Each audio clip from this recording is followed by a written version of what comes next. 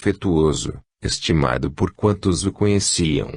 Havia abraçado as ideias espíritas com entusiasmo, porém pouco refletidamente, e assim foi que, médium, não lhe faltaram inúmeras mistificações, que, no entanto, em nada lhe abalaram a crença.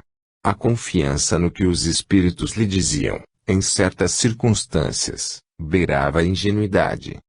Evocado na Sociedade de Paris, a 29 de abril de 1864, poucos dias após a morte, ainda sob a impressão da cena terrível que o vitimou, deu a seguinte comunicação: profunda tristeza me acabrunha. Aterrado ainda pela minha trágica morte, julgo-me sob os ferros de um algoz. Quanto sofri! Oh! Quanto sofri! Estou trêmulo, como que sentindo o cheiro nauseante de carnes queimadas. Agonia de 12 horas, essa que padeceste, ó espírito culpado. Mas ele sofreu sem murmurações e por isso vai receber de Deus o seu perdão. Ó minha bem-amada, não chores, que em breve estas dores se acalmarão.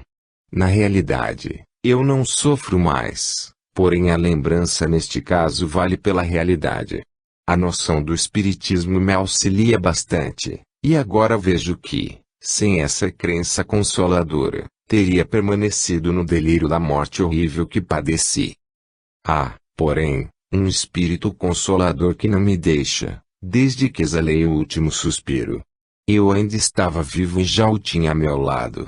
Parecia-me ser um reflexo das minhas dores, a produzir em mim vertigens, que me fizessem ver fantasmas. Mas não, era o meu anjo da guarda que, silencioso e mudo, me consolava pelo coração. Logo que me despedi da terra, disse-me ele: vem, meu filho, torna a ver dia. Então respirei mais livremente, julgando sair de medonho pesadelo, perguntei pela esposa amada, pelo filho corajoso que por mim se devotara, e ele me disse: estão todos na terra, e tu, filho, estás entre nós.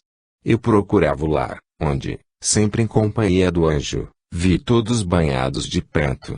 A tristeza e o luto haviam invadido aquela habitação outrora tão sossegada.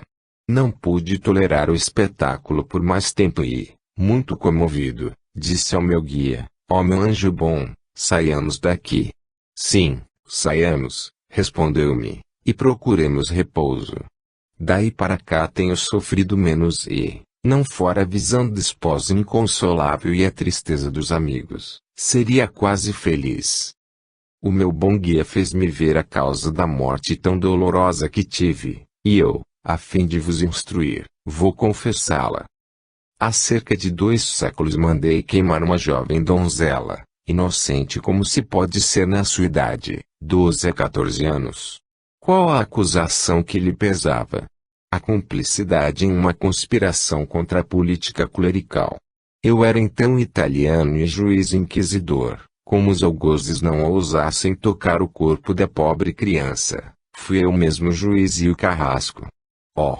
Quanto és grande, justiça de Deus! A ti submetido, prometi a mim mesmo não vacilar no dia do combate, e ainda bem que tive força para manter o compromisso. Não murmurei, e vós me perdoastes, ó Senhor. Quando, porém, se apagará da minha memória a lembrança da pobre vítima inocente? Essa lembrança é que me faz sofrer. É preciso, portanto, que ela me perdoe.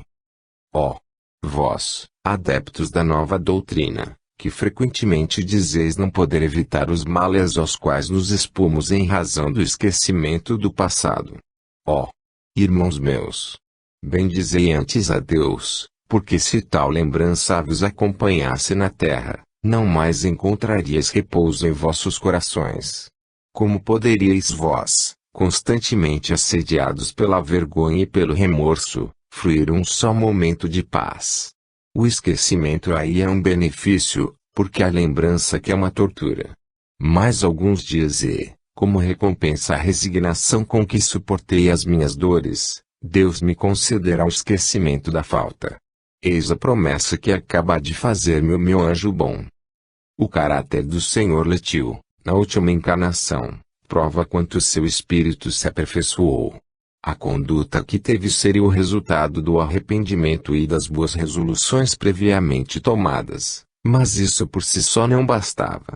Era preciso consolidar essas resoluções com uma grande expiação. Era mister que suportasse como homem o suplício que infligira a outrem e mais ainda, a resignação que, felizmente, não abandonou nessa terrível contingência. Por certo, o conhecimento do Espiritismo contribuiu grandemente para sustentar-lhe a coragem, pela fé sincera que tal conhecimento lhe dera do futuro. Ciente de que as dores físicas são provas e expiações, submeteu-se a elas com resignação, dizendo: Deus é justo, logo, é que eu as mereci. Um cientista ambicioso. Embora nunca tivesse provado as pungentes angústias da miséria, a senhora B. de Bordeaux teve uma vida de martírios físicos, em consequência das incontáveis doenças graves que a acometeram desde a idade de 5 meses. Vivendo 70 anos, quase que anualmente batia as portas do túmulo.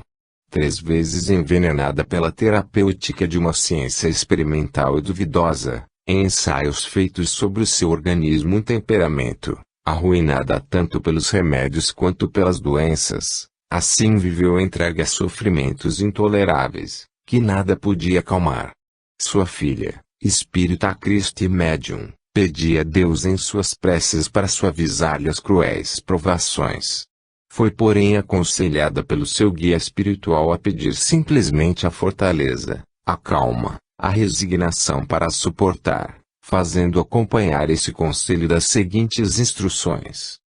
Nessa vida tudo tem a sua razão de ser, não há um só dos nossos sofrimentos que não corresponda aos sofrimentos por nós causados aos outros, não há um só dos vossos excessos que não tenha por consequência uma privação, não há uma só lágrima que caia dos vossos olhos, que não seja destinada a lavar uma falta, um crime qualquer. Suportai, portanto, com confiança e resignação as vossas dores físicas e morais, por mais cruéis que vos pareçam, e pensai no trabalhador cuja fadiga afeta os membros, mas que prossegue no trabalho sem se deter, porque tem diante de si a dourada espiga, outros tantos frutos da sua perseverança. Assim é a sorte do infeliz que sofre nesse mundo, a aspiração da felicidade, que deve constituir-se em fruto de sua paciência, torná-lo-á resistente às dores efêmeras da humanidade. Eis o que se dá com a tua mãe. Cada dor que ela aceita como expiação corresponde à extinção de uma nódoa do seu passado, e quanto mais cedo essas nódoas se extinguirem, tanto mais breve ela será feliz. A falta de resignação esteriliza o sofrimento, porque então as provas teriam de recomeçar. O de que ela mais precisa é coragem e resignação, e é justamente o que por ela se deve pedir a Deus e aos espíritos bons. Tua mãe foi outrora uma excelente médica, vivendo num meio em que se lhe tornava fácil o bem-estar, e no qual foi cumulada de homenagens. Ambicionando glória e riquezas, e querendo alcançar o apogeu da ciência, não por filantropia ou por amor aos semelhantes, mas para aumentar a reputação e a clientela, não mediu esforços para levar a bom termo seus estudos. Porque previa um estudo nas convulsões que provocava, sua genitora era martirizada no leito de sofrimentos, enquanto o próprio filho era submetido a experiências que deviam dar-lhe a solução de certos fenômenos. Aos velhos abreviava os dias e aos homens vigorosos enfraquecia com ensaios tendentes a comprovar a ação de tal ou qual medicamento. E todas essas experiências eram tentadas sem que o infeliz paciente delas soubesse ou sequer desconfiasse. A satisfação da cupidez e do orgulho, a sede de ouro e de celebridade foram os móveis de tal conduta. Séculos e séculos de provações terríveis foram necessários para domar esse espírito ambicioso e cheio de orgulho, até que o arrependimento iniciasse a obra de regeneração, que deveria preceder a reparação que agora termina, visto como as provas dessa última encarnação podem dizer-se suaves em relação às que já suportou. Coragem, pois, porque se o castigo foi longo e cruel, grande será a recompensa à resignação, a paciência e humildade. Coragem, a todos vós que sofreis, considerai a brevidade da existência material e pensai nas alegrias da eternidade. Invocai a esperança, a dedicada amiga dos sofredores, implorai pela fé, irmã da esperança, fé que vos mostra o céu, no qual a esperança vos faz penetrar bem antes do tempo. Atrai também a vós esses amigos que o Senhor vos concede, que estão ao vosso lado, que vos sustentam e amam, cuja solicitude constante vos reconduz para junto daquele a quem havíeis ofendido, transgredindo as suas leis. Depois de haver desencarnado, a senhora B. veio dar, tanto por sua filha como na Sociedade Espírita de Paris, muitas comunicações, nas quais se refletem as mais elevadas qualidades, confirmando os seus antecedentes. Charles de Saint-G, deficiente mental. Sociedade Espírita de Paris, 1860. Charles de Saint-G é um deficiente mental de 13 anos, vivo, cujas faculdades intelectuais são de tal nulidade que nem mesmo reconhece os pais e apenas é capaz de alimentar-se. Há nele uma supressão completa do desenvolvimento em todo o sistema orgânico. 1. A São Luís, poderíeis dizer-nos se podemos evocar o espírito dessa criança? R. Podeis fazê-lo como se evocasseis um morto. 2. Vossa resposta fez-nos supor que a evocação poderia ser feita em qualquer momento. R. Sim, sua alma está atada ao corpo por laços materiais, mas não espirituais, ela pode sempre se desprender. 3. Evocação de Charles de Saint-G. R. Sou um pobre espírito, preso à terra como uma ave pelo pé. 4. Em vosso estado atual, como espírito, tendes consciência de vossa nulidade neste mundo. R. Certamente, sinto bem o meu cativeiro. 5. Quando o vosso corpo dorme e vosso espírito se desprende, tendes as ideias tão lúcidas quanto se estivesseis em estado normal. E quando meu corpo infeliz repousa, estou um pouco mais livre para me levar ao céu, a que aspiro. 6. Como espírito, experimentais um pensamento penoso de vosso estado corpóreo? R. Sim, pois é uma punição. 7. Recordai-vos da vossa precedente existência. R.O. Sim. Ela é a causa de meu exílio atual. 8. Qual foi essa existência? R. Um jovem libertino ao tempo de Henrique III. 9. Dissestes que vossa condição atual é uma punição, então não a escolhestes. R. Não. 10. Como pode a vossa existência atual servir ao vosso progresso, considerando-se o estado de nulidade em que vos encontrais? R. Ela não me anula perante Deus, que me pôs. 11. Prevedes a duração da vossa existência atual?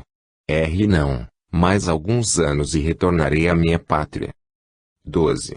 Desde vossa precedente existência até a encarnação atual, que fizestes como espírito? R. Porque eu era um espírito leviano, Deus me aprisionou. 13. No estado de vigília tendes consciência do que se passa ao vosso redor, apesar da imperfeição dos vossos órgãos. R. Vejo e ouço, mas meu corpo nada vê nem percebe. 14. Podemos fazer algo que vos seja útil? R. Nada. 15. A São Luís, as preces por um espírito reencarnado podem ter a mesma eficácia que a dirigida a um errante. R. As preces são sempre boas e agradáveis a Deus. Na posição deste pobre espírito, elas em nada lhe poderão servir, servirão mais tarde, pois Deus as deixa de reserva. Esta evocação confirma o que sempre se disse dos deficientes mentais. A nulidade moral não implica nulidade do espírito, que, abstração feita dos órgãos, goza de todas as suas faculdades. A imperfeição dos órgãos é apenas um obstáculo à livre manifestação dos pensamentos, não os aniquila. É o caso de um homem vigoroso, cujos membros fossem momentaneamente amarrados. Instrução de um espírito sobre os deficientes mentais e os cretinos, dada na Sociedade de Paris, Os cretinos são seres punidos na terra pelo mau uso que fizeram de poderosas faculdades. Sua alma está aprisionada num corpo, cujos órgãos impotentes não podem exprimir seu pensamento. Esse mutismo moral e físico é uma das mais cruéis punições terrestres, muitas vezes escolhidas pelos espíritos arrependidos que querem resgatar suas faltas. Tal prova não é estéril, porque o espírito não fica estacionário na sua prisão de carne. Os olhos hebetados veem, o cérebro deprimido compreende, mas nada pode ser traduzido, nem pela palavra, nem pelo olhar e, salvo o movimento, estão moralmente no estado dos letárgicos e dos catalépticos, que veem e ouvem o que se passa ao seu redor sem poderem exprimi-lo. Quando, em sonho, tendes esses terríveis pesadelos, nos quais quereis fugir de um perigo, quando gritais para pedir socorro, enquanto a língua fica presa à abóbada palatina e os pés ao solo, experimentais por alguns instantes o que o cretino experimenta sempre, paralisia do corpo ligada à vida do espírito. Quase todas as enfermidades têm, assim, sua razão de ser, nada se faz sem causa, e o que chamais injustiça da sorte é a aplicação da mais alta justiça. A loucura também é uma punição pelo abuso de elevadas faculdades. O louco tem duas personalidades, a delirante é que retém a consciência de seus atos, sem os poder dirigir. Quanto aos cretinos, a vida contemplativa e isolada de suas almas, sem as distrações do corpo, também pode ser tão agitada como as existências mais complicadas pelos acontecimentos. Alguns se revoltam contra seu suplício voluntário, lamentam tê-lo escolhido e sentem um desejo furioso de voltar a uma outra vida, desejo que lhes faz esquecer a resignação na vida presente e o remorso da vida passada, que albergam na consciência, porquanto os cretinos e os loucos sabem mais que vós, ocultando-se na sua incapacidade física uma força moral da qual não fazeis a menor ideia. Os atos de furor ou de imbecilidade a que seus corpos se entregam são julgados pelo ser interior, que sofre e se envergonha. Assim, ridicularizá-los, injuriá-los, mesmo maltratá-los, como às vezes se faz com eles, é aumentar-lhes os sofrimentos, porque os faz sentir mais duramente sua fraqueza e sua abjeção. Se pudessem, acusariam de covardia os que assim agem, pois sabem que suas vítimas não podem se defender. O cretinismo não é uma lei de Deus e a ciência pode fazê-lo desaparecer, porque é o resultado material da ignorância, da miséria e da imundície. Os novos meios de higiene, que a ciência, tornada mais prática, pôs ao alcance de todos, tendem a destruí-lo. Sendo o progresso condição expressa da humanidade, as provas impostas se modificarão e seguirão a marcha dos séculos, tornar-se-ão todas morais, e quando a vossa terra, ainda jovem, tiver realizado todas as fases de sua existência, tornar-se-á uma morada de felicidade, como outros planetas mais adiantados. Pierre Jutti, pai do médium. Houve um tempo em que se pusera em dúvida a alma dos cretinos e se perguntava se eles, realmente, pertenciam à espécie humana. A maneira por que o espiritismo os encara não é de alta moralidade e de grande ensinamento.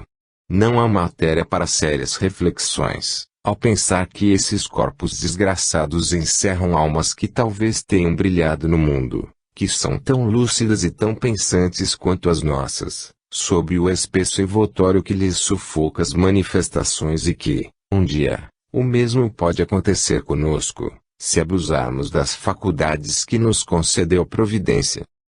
De outro modo, como poderíamos explicar o cretinismo? Como fazê-lo concordar com a justiça e a bondade de Deus, sem admitir a pluralidade das existências, isto é, a reencarnação? Se a alma ainda não viveu, é que foi criada ao mesmo tempo que o corpo. Nesta hipótese, como justificar a criação de almas tão deserdadas quanto a dos cretinos, por parte de um Deus justo e bom? Porque aqui não se trata absolutamente de um desses acidentes, a loucura, por exemplo, que se pode prevenir ou curar. Esses seres nascem e morrem no mesmo estado. Não possuindo nenhuma noção do bem e do mal, qual a sua sorte na eternidade? Serão felizes como os homens inteligentes e trabalhadores. Mas por que este favor, se nada fizeram de bom? Estarão naquilo a que chamam limbo, isto é, num estado misto, que nem é felicidade nem infelicidade. Mas por que esta inferioridade eterna? É sua culpa se Deus os criou cretinos? Desafiamos todos os que repelem a doutrina da reencarnação a saírem desse impasse. Com a reencarnação, ao contrário, o que parece uma injustiça torna-se admirável justiça, o que é inexplicável explica-se da maneira mais racional.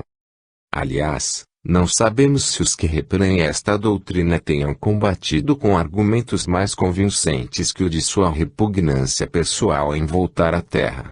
Respondemos-lhe, para que volteis, Deus não vos pede permissão, assim como o juiz, que não consulta a vontade do réu para enviá-lo à prisão. Todos têm a possibilidade de não reencarnar, desde que se aperfeiçoem bastante para fazerem jus a uma esfera mais elevada.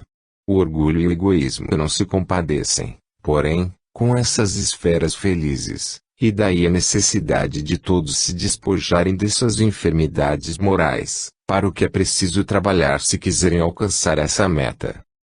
Sabe-se que, em certos países, longe de serem objeto de desprezo, os deficientes mentais são cercados de todos os cuidados. Tal sentimento não resultará de uma intuição do verdadeiro estado desses infortunados, tanto mais dignos de atenção quanto, por se verem repudiados na sociedade, seus espíritos compreendem tal contingência. Considera a si mesmo como favor e verdadeira bênção a presença de um desses seres no seio da família. Seria isso superstição? Talvez, porque nos ignorantes a superstição se confunde com as ideias mais santas, por não lhe compreenderem o alcance. Em todos os casos, porém, é para os parentes ocasião de exercerem a caridade, tanto mais meritória quanto mais pesado lhes seja esse encargo, de nenhuma compensação material. Há maior mérito em cercar de afetuosos cuidados uma criança infeliz do que cuidar de um filho cujas qualidades ofereçam qualquer compensação. Sendo a caridade desinteressada uma das virtudes mais agradáveis a Deus, atrai sempre a sua bênção sobre os que a praticam. Esse sentimento inato e espontâneo vale por esta prece: obrigado, meu Deus, por nos terdes dado como prova um ser fraco a sustentar, um aflito a consolar. Adela de Marguerite Gonce. Era uma humilde pobre criada que vivia perto de Harfleur, na Normandia. Aos 11 anos entrou para o serviço de ricos horticultores da região. Poucos anos depois, uma inundação do rio Sena afogou todos os animais. Em virtude de outras desgraças que sobrevieram, os patrões da mocinha caíram na miséria. Solidária com a sorte que os atingira, Adélaide abafou a voz do egoísmo e, só ouvindo o generoso coração, obrigou-os a aceitarem 500 francos de suas economias, continuando a servi-los independentemente de salário. Depois da morte dos patrões, passou a dedicar-se a uma filha que deixaram, viúva e sem recursos. Trabalhava nos campos, recolhia o produto e, casando-se, reuniu seus esforços aos do marido, para manterem juntos a pobre mulher, a quem continuou a chamar sua patroa. Esta abnegação sublime durou cerca de meio século. A sociedade de emulação de Rouen não deixou no esquecimento essa mulher digna de tanto respeito e admiração, outorgando-lhe uma medalha de honra e uma recompensa em dinheiro. A este testemunho de estima associaram-se as lojas maçônicas do Havre, oferecendo-lhe uma pequena soma destinada ao seu bem-estar. Finalmente, a administração local também se interessou por ela, delicadamente, de modo a não lhe ferir a suscetibilidade. Um ataque de paralisia arrebatou da terra esse anjo de bondade, instantânea e suavemente. Singelas, porém decentes, foram as últimas homenagens prestadas à sua memória. O secretário da municipalidade foi à frente do cortejo fúnebre. Sociedade de Paris, 27 de dezembro de 1861. Evocação: Rogamos a Deus Todo-Poderoso que permita ao Espírito Marguerite Gorce a graça de comunicar-se conosco. Sim, Deus me concederá essa graça. Estamos felizes por vos poder testemunhar a nossa admiração pela vossa conduta na terra, e esperamos que toda abnegação tenha recebido a sua recompensa. Sim, Deus foi bom e misericordioso para com a sua serva. Tudo quanto fiz e vos parece louvável era natural. Podereis dizer-nos, para edificação nossa, qual a causa da humilde condição que ocupastes na terra? Em 2 encarnações sucessivas ocupei posição bastante elevada, sendo-me fácil a prática do bem, que realizava sem sacrifício, pois que era rica. Pareceu-me, porém, que me adiantava lentamente, e por isso pedi para voltar nas condições mais humildes possíveis, nas quais houvesse mesmo de lutar com as privações. Para isso me preparei durante longo tempo, e Deus manteve-me a coragem, de modo a poder atingir o fim a que me propusera. Já tornastes a ver os antigos patrões? Dizei-nos qual a vossa posição perante eles, e se ainda vos considerais subalterna daquela família. Sim, eu os revi, pois quando cheguei a este mundo eles já me aguardavam. Humildemente vos confesso que me consideram como lhes sendo muito superior. Tinhais algum motivo particular para vos afeiçoardes a eles, de preferência a outras pessoas? Nenhum motivo obrigatório, visto que em qualquer parte teria alcançado o meu objetivo.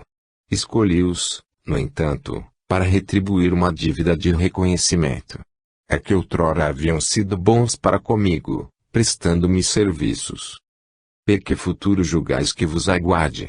Espero a reencarnação num orbe em que a dor seja desconhecida. Talvez me julgueis muito presunçosa, porém eu vos falo com a vivacidade própria do meu caráter. Além disso, submeto-me à vontade de Deus. Gratos por terdes correspondido ao nosso apelo. Estamos certos de que Deus vos cumulará de benefícios. Obrigada. Que Deus vos abençoe a todos, a fim de que possais, quando desencarnados, gozar das alegrias tão puras que me foram concedidas. Clara Rivière. Clara Rivière era uma menina de 10 anos, filha de uma família de camponeses que residia num vilarejo do sul da França. Havia já 4 anos que se achava profundamente enferma. Durante toda sua vida jamais soltou um único lamento, nem demonstrou o mais leve sinal de impaciência. Embora sem instrução, consolava a família aflita, discorrendo sobre a vida futura e a felicidade que ali devia encontrar. Morreu em setembro de 1862, após 4 dias de torturas e convulsões, durante as quais não deixou de orar a Deus. Dizia ela, não temo a morte, porque depois uma vida de felicidade me está reservada. A seu pai, que chorava, dizia, consola-te, virei te visitar. Minha hora está próxima, eu o sinto, contudo, quando chegar, saberei e te prevenirei antes. Com efeito, quando o momento fatal estava a ponto de realizar-se, chamou todos os seus e disse, não tenho mais que 5 minutos de vida, dai-me as vossas mãos. E expirou, conforme anunciara. Desde então, um espírito batedor veio visitar a casa dos Rivière, quebra tudo, bate na mesa como se tivesse uma clava, agita os lençóis e as cortinas, mexe na louça. Este espírito apareceu sob a forma de Clara, irmãzinha desta, que tem apenas 5 anos. Segundo a criança, sua irmã lhe falou muitas vezes, levando-a a soltar gritos de alegria e dizer, mas vede como Clara está linda. 1. Evocação de Clara Rivière, e restou junto a vós, disposta a responder. 2. De onde vos vem, embora tão jovem e sem instrução, as ideias elevadas que exprimis sobre a vida futura, antes de vossa morte? Do pouco tempo que devia passar no vosso globo e de minha precedente encarnação. Eu era médium quando deixei a terra e médium ao voltar entre vós. Era uma predestinação, eu senti e vi o que dizia. 3. Como se explica que uma criança de vossa idade não desse um só gemido durante 4 anos de sofrimentos? Porque o sofrimento físico era dominado por uma força maior, a do meu anjo da guarda, que eu via continuamente perto de mim. Ele sabia aliviar tudo o que eu sentia, tornava a minha vontade mais forte que a dor. 4. Como fostes prevenida do instante da morte? Meu anjo da guarda me dizia, ele jamais me enganou. 5. Dissestes ao vosso pai, consola-te, virei te visitar. Como é possível que, animada de tão bons sentimentos para com os familiares, vinhais atormentá-los após a morte, fazendo barulho em sua casa? Sem dúvida eu tive uma prova, ou, antes, uma missão a cumprir. Se venho rever meus pais, credes que seja por nada? Esses ruídos, essa perturbação, essas lutas ocasionadas pela minha presença são um aviso. Sou auxiliada por outros espíritos, cuja turbulência tem um alcance, como tem o meu aparecendo a minha irmã. Graças a nós, muitas convicções vão surgir. Meus pais tinham uma prova a sofrer, ela logo cessará, mas somente depois de haver levado a convicção a uma multidão de espíritos. 6. Assim, não sois vós pessoalmente que causais essa perturbação? Sou auxiliada por outros espíritos que servem à prova reservada a meus queridos pais. 7. Como se explica que vossa irmã vos tenha reconhecido, se não sois vós que produzis as manifestações? Minha irmã só viu a mim. Ela dispõe agora de segunda vista e não será a última vez que minha presença virá consolá-la e encorajá-la. 8. Porque, tão jovem ainda, fostes afligida por tantas enfermidades? Eu tinha faltas anteriores espiar, tinha abusado da saúde e da brilhante posição que desfrutava na precedente encarnação.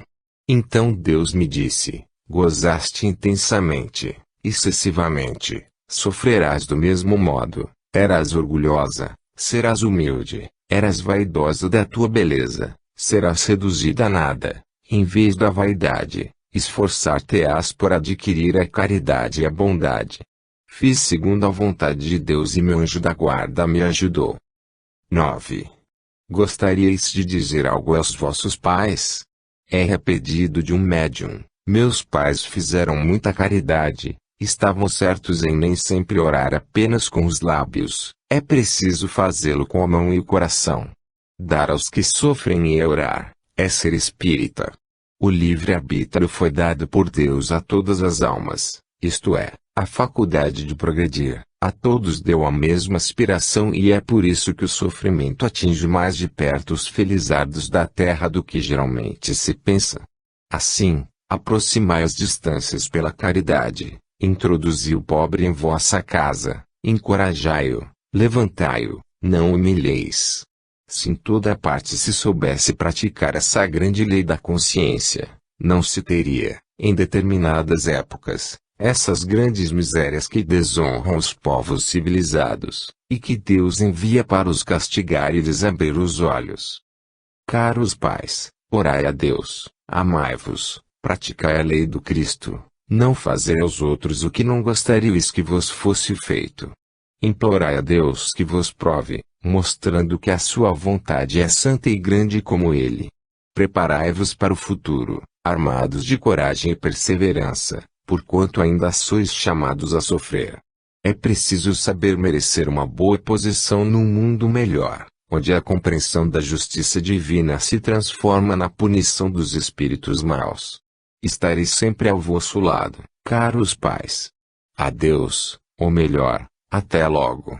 Tende resignação, praticai a caridade e o amor aos semelhantes e um dia sereis felizes. Clara. Eis um belo pensamento, o sofrimento atinge mais de perto os felizardos da terra do que geralmente se pensa. É uma alusão aos espíritos que, de uma existência a outra, passam de uma posição brilhante a outra humilde e miserável, pois muitas vezes os espiam, num meio ínfimo, o abuso dos dons que Deus lhe concedera. É uma justiça que todos compreendem. Outro pensamento não menos profundo é o que atribui as calamidades dos povos à infração da lei de Deus, porque Deus castiga os povos como castiga os indivíduos. É certo que se praticassem a lei de caridade, não haveria guerras, nem grandes misérias. É a prática dessa lei que conduz o espiritismo. Será por isso que encontro inimigos tão obstinados? Porventura as palavras dessa mocinha a seus pais serão as de um demônio. Françoise Verignes, cega de nascença, filha de um caseiro das cercanias de Toulouse, faleceu em 1855, aos 45 anos. Ocupava-se constantemente com o ensino do catecismo às crianças, a fim de prepará-las para a primeira comunhão. Mudado o catecismo, nenhuma dificuldade lhe sobreveio em ensinar o novo, por conhecê-los ambos de cor. Certa noite de inverno, ao regressar de longa excursão em companhia de uma tia, era-lhe preciso atravessar sombria floresta por caminhos precários e lamacentos. Precisavam andar com cuidado para não se despenharem nos fossos. Querendo a tia conduzi-la pela mão, ela disse: "Não vos incomodeis comigo, não corro risco algum, visto como tenho aos ombros uma luz que me guia. Segui-me, pois, que serei eu a conduzir-vos." Assim terminaram a jornada sem incidentes. A cega, que nada via, conduzia a tia, que tinha bons olhos. Evocação em Paris, em maio de 1865. P. Quereis dizer-nos que luz seria essa vos guiar naquela noite escura e só vista por vós? Erre o quê? Então as pessoas como vós, em contínuas relações com os espíritos, precisam de explicação sobre tal fato. Quem me guiava era o meu anjo da guarda. PS era também a nossa opinião, mas desejávamos vê-la confirmada. Mas sabias naquela ocasião que era o vosso anjo da guarda quem vos conduzia? Confesso que não, embora acreditasse numa intervenção do céu. Eu orara por tanto tempo para que o Pai Celestial se apedasse de mim. É tão cruel a cegueira. Sim, ela é bem cruel, mas também reconheço ser justa. Aqueles que pecam pelos olhos, por eles devem ser punidos, assim como todas as outras faculdades do homem, que o levam ao abuso. Não procureis, portanto, nos inúmeros sofrimentos que afligem a humanidade, outra causa que não lhes seja própria e natural, a expiação. Esta, contudo, só é meritória quando suportada com humildade, podendo ser suavizada por meio da prece, pela atração de influências espirituais que, protegendo os réus da penitenciária humana, lhes infundem esperança e conforto. Dedicada ao ensino das crianças pobres, tivestes dificuldade em adquirir os conhecimentos do catecismo, quando o mudaram? Em geral, os cegos têm outros sentidos duplos, se assim se pode dizer. A observação não é uma das menores faculdades da natureza. A memória lhes é qual armário onde se colocam, ordenados e para sempre, os ensinos referentes às suas aptidões e tendências. E porque nada do exterior pode perturbar esta faculdade, o seu desenvolvimento pode ser notável, pela educação. Tal não era o meu caso, pois eu não havia recebido educação. Quanto a mim, agradeço a Deus a concessão de tal faculdade, por me permitir preencher a missão que levava, junto dessas crianças, e que constituía também uma reparação do mau exemplo que lhes dera em existência anterior. Tudo é assunto sério para os espíritas, eles não têm senão que olhar ao derredor deles. Os meus ensinos lhes seriam mais úteis do que se deixassem levar pelas sutilezas filosóficas de certos espíritos, que se divertem em lisonjear-lhes o orgulho por meio de frases tão bombásticas quão vazias de sentido. Pela vossa conduta terrena, tivemos uma prova do vosso adiantamento moral, e agora, pela vossa linguagem, temos a de que esse adiantamento também é intelectual. Muito me resta por adquirir. Há, porém, muita gente que na terra passa por ignorante, só porque tem a inteligência embotada pela expiação. Com a morte se rasga o véu, e frequentemente os ignorantes são mais instruídos do que os desdenhosos da sua ignorância. Crede que o orgulho é a pedra de toque para o reconhecimento dos homens. Todos os que possuírem coração acessível à lisonja, e demasiada confiança na sua ciência, estão no mau caminho, em geral são hipócritas e, portanto, desconfiai deles. Sede humildes tal qual foi o Cristo e, como ele, carregai com amor a vossa cruz, a fim de subirdes ao reino dos céus. François Vergnes. Anna Bitter. A perda de um filho adorado é motivo de cruciante pesar, ver, porém, o filho único, alvo de todas as esperanças, depositário de todas as afeições, definhar a olhos vistos e sem sofrimentos, por causas desconhecidas, por um desses caprichos da natureza que zombam da ciência e, depois de esgotar todos os recursos, não haver por compensação uma esperança sequer, suportar essa angústia de todos os momentos, por longos anos, sem lhe prever o termo, é um suplício cruel que a fortuna agrava em vez de suavizar, dada a impossibilidade de vê-la fruída pelo ente adorado. Esta era a situação do pai de Anna Bitter, que por isso se entregou a um íntimo desespero. Seu caráter se exasperava cada vez mais diante de tal espetáculo, cujo desfecho só poderia ser fatal, ainda que indeterminado. Um amigo da família, adepto do espiritismo, julgou dever interrogar a respeito seu protetor espiritual, obtendo a seguinte resposta: muito desejo explicar-te o estranho fenômeno que ora te preocupa, porque sei que a mim não recorres por curiosidade indiscreta, mas pelo interesse que te merece aquela pobre criança, e ainda porque, crente na justiça divina, só terás a ganhar com isso. Aqueles que são alcançados pela justiça do Senhor devem curvar a fronte sem maldições nem revoltas, porque não há castigo sem causa. A pobre criança, cuja sentença de morte fora suspensa por Deus, em breve deverá regressar ao nosso meio, visto como mereceu a divina compaixão. Quanto ao seu pai, esse homem infeliz, tem de ser punido na sua única afeição mundana, visto haver zombado da confiança e dos sentimentos de quantos o rodeiam. Por momentos o seu sofrimento tocou o Todo-Poderoso e a morte sustou o golpe sobrante que lhe é tão caro, mas para logo veio a revolta, e o castigo sempre acompanha a revolta. Felizes os que são punidos nesse mundo.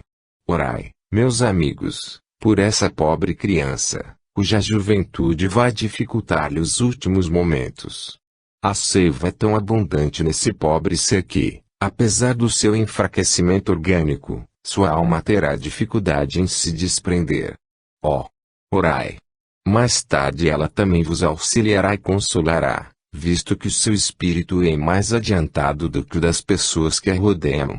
Para que o seu desprendimento seja auxiliado, coube-me, como graça especial do Senhor, o poder de orientar-vos a respeito. Depois de haver espiado o vácuo do insulamento, provocado pela perda da filha, morreu também o pai de Anna Bitter. O seguir, damos de cada um deles as primeiras comunicações imediatas às respectivas desencarnações. A filha, obrigado, meu amigo, por vos interessardes por esta pobre criança, bem como por terdes seguido os conselhos do vosso bom guia. Sim, graças às vossas preces pude deixar mais facilmente o meu envoltório terreno, porque meu pai, esse não orava, maldizia. Entretanto, não lhe quero mal por isso, pois tudo resultava da grande ternura que nutria por mim. Rogo a Deus que lhe conceda luzes antes de morrer, e quanto a mim, o incito e animo. Minha missão é suavizar os seus últimos momentos. Por vezes um raio de luz divina aparece baixar até ele e o comove, não passando, contudo, de fugaz clarão, que para logo deixa entregue as primeiras ideias.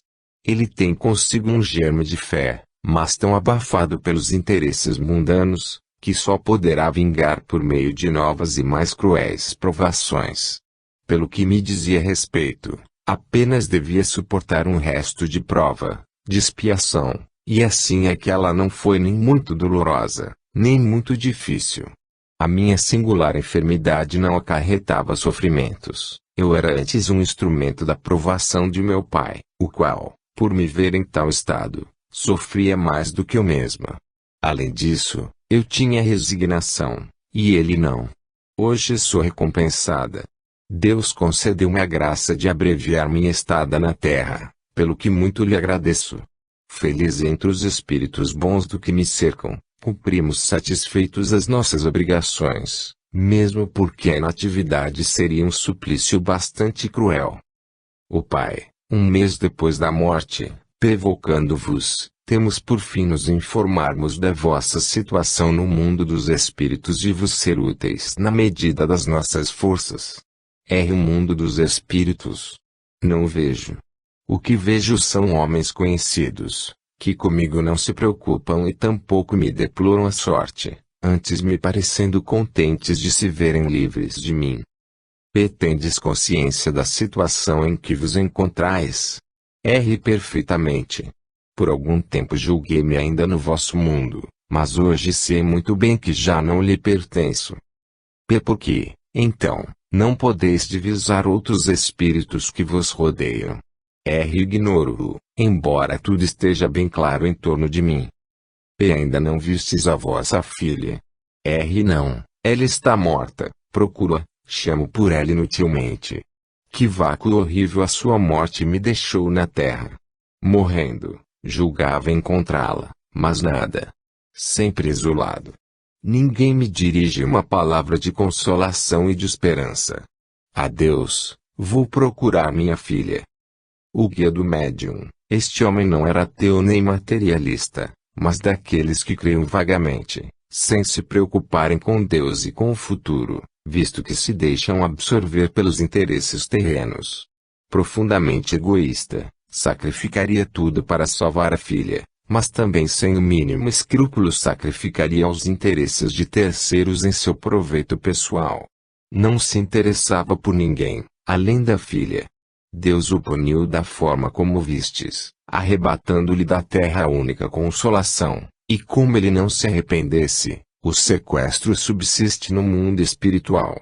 Não se interessando por ninguém no planeta, também aqui ninguém se interessa por ele.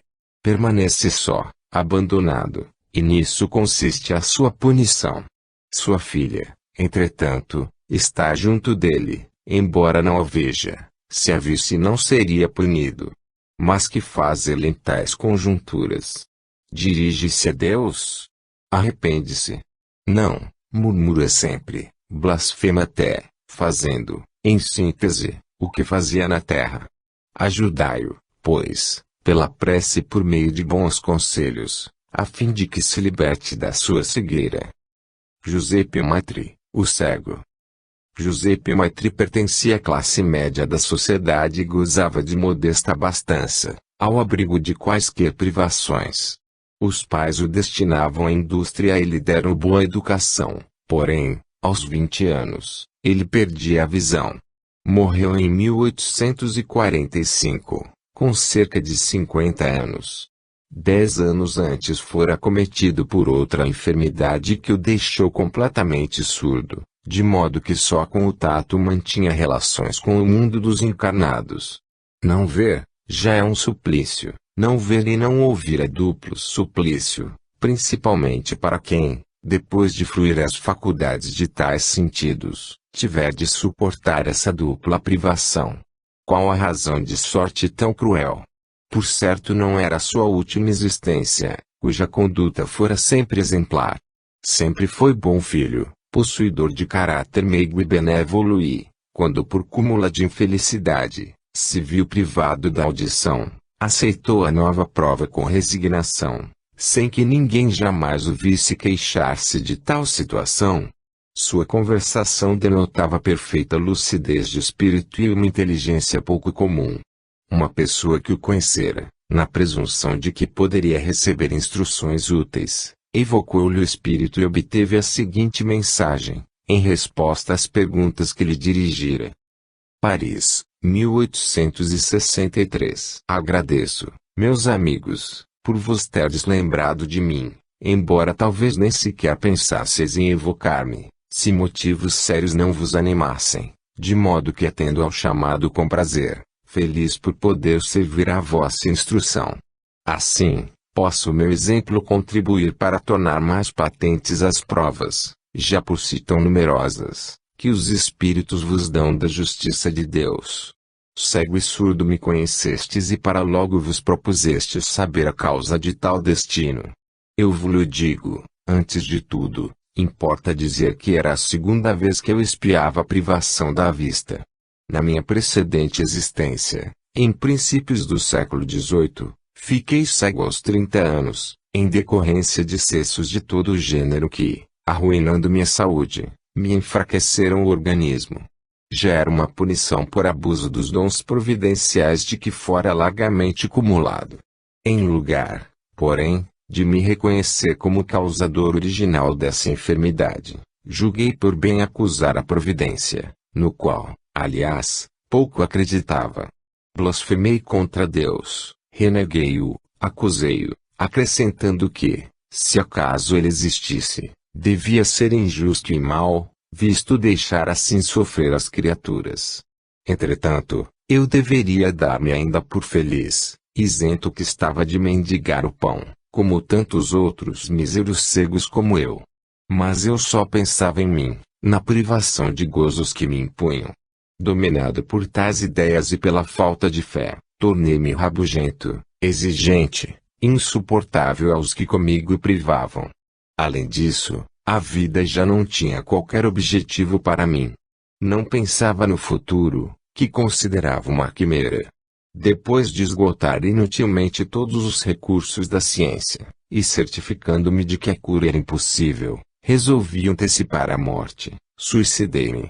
Quando despertei, achava-me imerso nas mesmas trevas da vida. Não tardei, contudo, a reconhecer que não pertencia mais ao mundo corpóreo. Era um espírito, sim, mas cego. A vida de além-túmulo era, pois, uma realidade. Em vão tentei fugir para lançar-me no nada. Envolvia-me o vácuo. Se essa vida deveria ser eterna, pelo que ouvia dizer, eu deveria ficar eternamente nessa situação. Sempre cego. Ideia horrível. Eu não sofria, mas é impossível descrever os tormentos e as angústias que tomaram conta do meu espírito.